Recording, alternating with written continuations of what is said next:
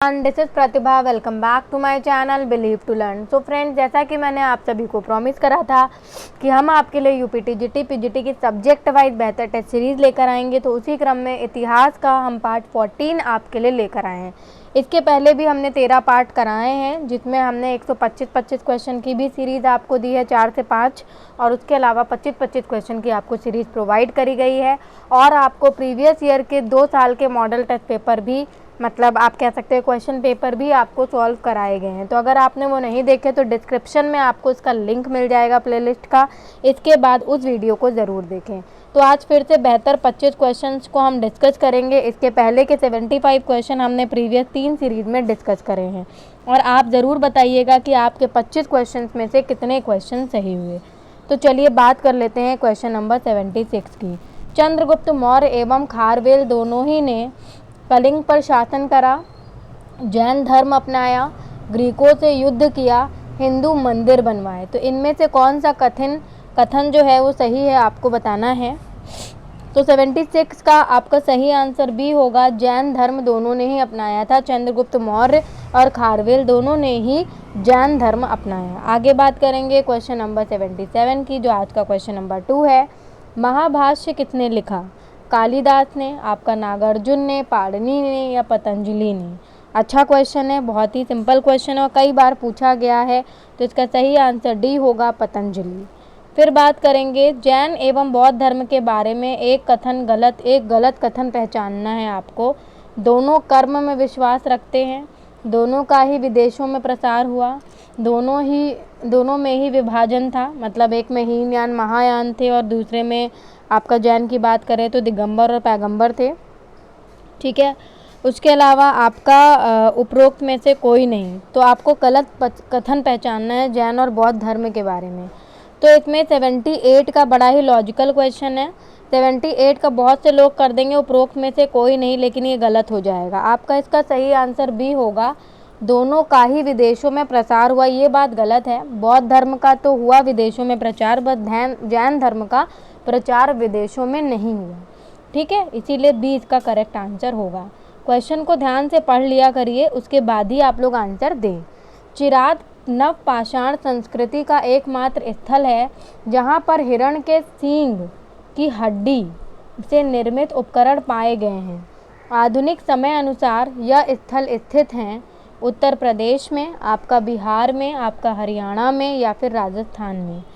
तो आपका इसका सही आंसर होगा क्वेश्चन नंबर 79 का आपका करेक्ट आंसर होना चाहिए बी, बिहार में। क्या होना चाहिए? बी, बिहार में। आगे बात करते हैं क्वेश्चन नंबर 80 की। निम्नलिखित में से किस नवपाषाण कालीन स्थल पर ईसा पूर्व 6वीं सहस्त्राब्दी में चावल का उत्पादन होता था? आपका मेघालय की गारो पहाड़ियों में, पेमल्ली तमिलनाडु में, हल्लूर कर्नाटक क्षेत्र में, इलाहाबाद उत्तर प्रदेश में। तो 80 का आपका करेक्ट आंसर होगा डी। 80 का आपका करेक्ट आंसर होगा डी, इलाहाबाद उत्तर प्रदेश में। ठीक है, फिर बात करेंगे क्वेश्चन नंबर 81 की। 81 है, जोखे संस्कृति के वे स्थल जो गोदावरी प्रवण क्षेत्र में स्थित माने जाते हैं? नेवासा, दैमाबाद, नासिक या चंदौली? तो आपका 81 का करेक्ट आंसर होगा, 81 का आपका करेक्ट आंसर होगा डी। आप यहाँ पर आप कूट देख लीजिए पहले। ठीक है, यहाँ पर आपको कूट दिए गए हैं, ये चारों आपको दिए गए हैं ऑप्शन में। तो इसका डी सही आंसर होगा, मतलब ये सभी जोखे संस्कृति के वे स्थल जो गोदावरी प्रवण क्षेत्र में स्थित माने जाते हैं। ठीक है, तो ये सभी इसका आंसर होगा। आगे बात करेंगे क्वेश्चन नंबर 82 की। कब्रिस्तान R37 का साक्ष्य किस स्थल से मिला है? इंपॉर्टेंट क्वेश्चन है, डबल स्टार करके लिख लीजिए, क्योंकि ये उन क्वेश्चंस में से एक क्वेश्चन हो सकता है जो आयोग पूछे और वो वही बच्चे बता पाएंगे जिन्होंने मॉडल पेपर सॉल्व करेंगे। मैंने मॉडल पेपर का महत्व आपको बार बार बताया है। तो आपका हड़प्पा होगा, मोहनजोदड़ो होगा, चनूदड़ो होगा, या कालीबंगा होगा? तो आपका 82 का सही आंसर ए होगा, हड़प्पा। ठीक है, इसको कहीं नोट कर लीजिए। फिर बात करेंगे 83 की। पाल साम्राज्य संस्थापक गोपाल के संबंध में निम्नलिखित कथन है? गोपाल ने पाल साम्राज्य की नींव 8वीं शताब्दी के मध्य में डाली। गोपाल निर्वाचित राजा नहीं था। मत्स्य न्याय से छुटकारा पाने के लिए लोगों ने गोपाल को राजा चुना और गोपाल शैव धर्मानुयायी था। तो इसका सही आंसर आपको देना है। यहाँ नीचे कूट दिए गए हैं, आप देख सकते हैं। 1 2 सही, 3 4 सही, 2 4 सही या 1 3 सही। तो आपका इसका सही आंसर होना चाहिए, आपको इसका सही आंसर देना है। आप देख लीजिए एक बार क्वेश्चन वीडियो को पॉज करके, ठीक है। मैं आपको चारों ऑप्शन दिखा देती हूँ। तो आपका 83 का सही आंसर डी होना चाहिए, मतलब आपका 1 और 3 सही है, ठीक है।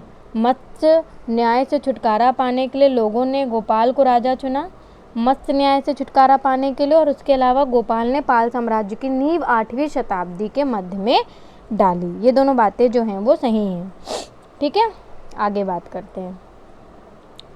नेक्स्ट क्वेश्चन हम देख लेते हैं। तो नेक्स्ट क्वेश्चन आपकी स्क्रीन पर है, देख सकते हैं आप। निम्नलिखित में से किस शासक को गुजराती कवि सोडढल ने उत्तरापथ स्वामी कहा है? बताइए। अच्छा क्वेश्चन है, इसको भी डबल स्टार लगाकर कहीं पर लिख लीजिए कि इनमें से किस शासक को गुजराती कवि सोडढल ने उत्तरापथ स्वामिन कहा है? जल्दी से बताइए। देवपाल को, धर्मपाल को, गोपाल को या महीपाल को? तो आपका 84 का सही आंसर बी होगा, धर्मपाल को। धर्मपाल जो थे, ठीक है, धर्मपाल को गुजराती कवि सोडढल ने उत्तरापथ स्वामिन कहा है। ओके, आगे बात करेंगे। All right. कन्नौज के प्रभुत्व के लिए संघर्ष किसके शासनकाल में प्रारंभ हुआ? आपका गोपाल, धर्मपाल, देवपाल या रामपाल? तो 85 का आपका इसका भी सही आंसर धर्मपाल होगा, ठीक है। 85 का भी करेक्ट आंसर होगा। फिर बात करेंगे, औरंगजेब की नीतियों का परिणाम था स्वच्छ प्रशासन, आपका स्वच्छ प्रशासन, आपका शांति एवं अनुशासन, सुदृढ़ केंद्र, आपका रिक्त कोश। तो 86 का सही आंसर आपका डी होगा, रिक्त कोश। फिर बात करेंगे क्वेश्चन नंबर 87 की। तो 87 है, जजिया कर से अर्थ है धार्मिक सुविधाएं, इस्लाम का प्रसार, धर्मनिरपेक्षता, विभेद, ठीक है। तो 87 का सही आंसर आपका डी होगा, विभेद। जजिया कर से अर्थ है विभेद, ओके। धार्मिक सुविधाएं या इस्लाम का प्रसार या धर्मनिरपेक्षता ऐसा कुछ भी नहीं है, यहाँ पर विभेद करना ही जजिया कर से अर्थ है, ठीक है। आगे बात करते हैं। क्वेश्चन नंबर 88 का आपका सही आंसर देना है आपको। 88 है आपका, अकबर का इबादत खाना और उसमें होने वाले धार्मिक विचार विमर्श से ने जिस तत्व के प्रसार में सहायता दी वह था राष्ट्रवाद, इस्लाम, धर्मोत्साह या फिर अद्वैतवाद? तो आपका 88 का सही आंसर डी होगा, अद्वैतवाद। फिर बात करेंगे, मुगल प्रशासन में मीर बख्शी का उत्तरदायित्व था भू राजस्व अधिकारियों का निरीक्षण, कृषकों से राजस्व वसूली, न्याय करना और आय व्यय लेखा जोखा। तो आपका 89 का करेक्ट आंसर ए होगा, भू राजस्व अधिकारियों का निरीक्षण, ठीक है। तो ये इसका करेक्ट आंसर होगा।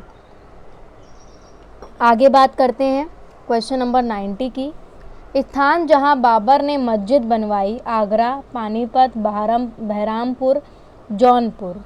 तो आपका 90 का करेक्ट आंसर होगा ए, आगरा। फिर है आपका क्वेश्चन नंबर 91, स्थान जहां बाबर ने मस्जिद बनवाई, तो 90 का आपका सही आंसर ए नहीं होगा, बी होगा, पानीपत, ठीक है। सॉरी फॉर द मिस्टेक, ठीक है। यहाँ पर 90 का आपका सही आंसर जो होगा वो बी होगा, पानीपत। All right. और आपका 89 का करेक्ट आंसर आपका ए है। चलिए ठीक है, वो मैंने ऊपर का ही ए गलती से नीचे बोल दिया, ठीक है। चलिए आगे देख लेते हैं। तख्त ए ताउस जिसके निरीक्षण में बना वह था रबिया उद दौरानी, आपका जेरी निमो बेरोनियो, बेबादल खां और आपका जहांगीर? तो आपका 91 का सही आंसर सी होगा, बेबादल खां, ठीक है। इसके बाद बात करेंगे, किसको वर्ण संकर समझा जाता था? आपका जारद जन्म को, वर्ण व्यवस्था के विरुद्ध विद्रोह को, विवाह के लिए वर्ण की सीमाओं का अतिक्रमण और वर्णाश्रम धर्म का समर्थन? तो 92 का आपका करेक्ट आंसर सी होगा, विवाह के लिए वर्ण की सीमाओं का अतिक्रमण, ठीक है, 92 का आपका सी करेक्ट आंसर होगा। फिर बात करेंगे क्वेश्चन नंबर 93 की। 93 देख लेते हैं। निम्न अवतरण पर विचार कीजिए। उसके अभिलेख उसे सम्राट सोमेश्वर थर्ड का सामंत घोषित करते हैं। दक्षिण में तालाकड और उत्तर में आपका बांकापुर में उसकी राजधानियाँ थीं।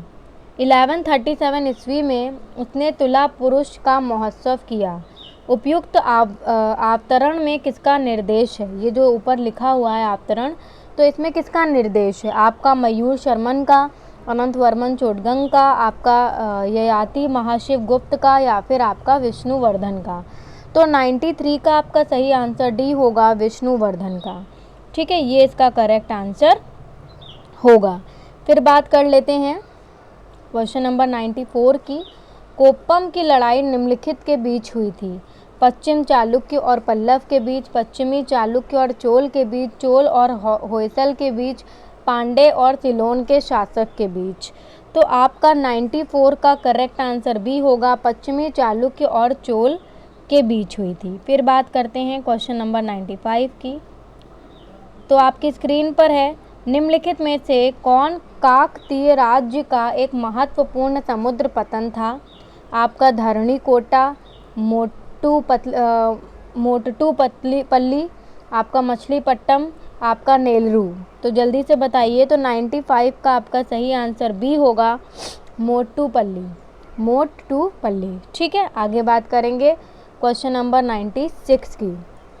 96 है, ब्राह्मण पुरुष और शूद्र स्त्री से उत्पन्न संतान को किस जाति की श्रेणी में रखा जाता है? क्षत्रिय की, वैश्य की, शूद्र की, या निषाद की? तो आपका 96 का करेक्ट आंसर आप सभी को बताना है। इसको बहुत ध्यान से इस क्वेश्चन को आप लोग पढ़िएगा, ठीक है, क्योंकि यहाँ पर बहुत सारे लोग कुछ अलग बातें भी बोल सकते हैं और ये भी एक विवादित प्रश्न में से एक बन सकता है। ठीक है, इसीलिए आप इसको थोड़ा सा समय ले लीजिए अपना, उस हिसाब से आप इसका आंसर हमें बताइए। ठीक है, बट फिर भी हम अभी इसका आंसर बता देते हैं। आपका 96 का जो सही आंसर है वो डी होगा, निषाद। वैसे तो कुछ लोग कहेंगे कि अगर ब्राह्मण पुरुष है और शूद्र स्त्री है तो उससे उत्पन्न संतान क्या होगी? आपको मतलब इन तीनों में से तो ऑप्शन सही नहीं लग रहा होगा, तो इसका सही, आप बहुत से लोग शूद्र भी बोल देंगे, बट करेक्ट आंसर इसका निषाद होगा। ठीक है, फिर बात करेंगे 97 की। निम्नलिखित किस मनीषी ने युवकों को स्वयं प्रणय निवेदन कर अपनी पसंद की कन्या का वरण करने अथवा विशेष परिस्थितियों में बहला फुसलाकर और अपहरण कराकर या हिंसा द्वारा विवाह संपन्न करने की अनुमति प्रदान करी थी? बड़ा ही इंटरेस्टिंग क्वेश्चन पूछ लिया, और ये आप तभी बता सकते हैं जब आपने स्टोरी की तरह चीज़ों को पढ़ा होगा। मनु ने, कौटिल्य ने, वत्सायन ने, या फिर आपका बौधायन ने। तो 97 का आपका सही आंसर सी होगा, वत्सायन ने। आप आंसर से ही समझ गए होंगे, मनु, कौटिल्य या बौधायन हो ही नहीं सकते, सी आंसर इसका करेक्ट होगा। आगे बात करते हैं क्वेश्चन नंबर 98 की। गुप्त साम्राज्य के पतन के उपरांत आए परिवर्ती विदेशी अप्रवासी इनमें से किसके साथ संबंध हैं? आपका क्षत्रिय, मतलब किसके साथ उनका संबंध है या किससे संबंधित है, ये आप कह सकते हो, सॉरी। ठीक है, तो क्षत्रिय, पराजित क्षत्रिय, राजदूत या मलेच्छ। तो आपका 98 का सही आंसर सी होगा, राजदूत। ठीक है, ओके। गुप्त साम्राज्य के पतन के बाद आए परिवर्ती विदेशी अप्रवासी इनमें से किसके साथ संबंध हैं? संबद्ध हैं, तो आपका राजदूत। ठीक है, हो सकता है बोलते बोलते कंटिन्यूस बोलते हैं तो उस वजह से थोड़ा बहुत मिस प्रोनाउंसिएशन हो जाए, तो उसको माइंड मत करिएगा, आप क्वेश्चन को समझिए। ठीक है, पुनर्भू और नियोग का किस सामाजिक नियम या व्यवस्था के साथ संबंध है? स्त्री के पुनर्विवाह, तलाक, खान पान संबंधी नियमों, अंतरवर्णीय या अंतरजातीय विवाहों। तो आपका 99 का करेक्ट आंसर ए होगा, स्त्रियों के पुनर्विवाह। ठीक है, फिर बात करेंगे क्वेश्चन नंबर 100 की। आज के 25 क्वेश्चन जो हैं यहाँ पर कंप्लीट हो जाते हैं। ठीक है, इसके बाद के 25 क्वेश्चन हम नेक्स्ट सीरीज़ में डिस्कस करेंगे। चलिए देख लेते हैं। मौर्य एवं मौर्योत्तर काल में रुया जीवाओं को अत्यधिक सम्मानित स्थान प्रदान किया गया। यह रूपा जीवाएँ कौन होती थीं? सौंदर्य प्रसाधिकाएँ, सौंदर्य प्रतियोगिता में पुरस्कार विजेता सुंदरियाँ, संगीत नृत्य और अन्य कलाओं में प्रवीण वेश्याएँ और मंदिरों में उत्सवों पर नृत्य करने वाली एवं नृत्य की शिक्षा देने वाली नृत्यांगनाएँ। तो जल्दी से बताइए। तो 100 का आपका करेक्ट आंसर सी होगा। 100 का आपका करेक्ट आंसर सी होगा, संगीत नृत्य और अन्य कलाओं में प्रवीण वेश्याएँ। तो ये रूया जीवाओं को अत्यधिक सम्मानित स्थान प्रदान किया। और यह रूपा जीवाएँ कौन होती थी? रूया जीवाएँ ऊपर गलती से लिखा है, या रूपा जीवाएँ होगा। ठीक है। आई होप तो कि आज के भी 25 क्वेश्चन की जो सीरीज़ है वो आपको पसंद आई होगी। तो पसंद आई हो तो इसे ज़्यादा से ज़्यादा शेयर करा करिए। नमस्कार।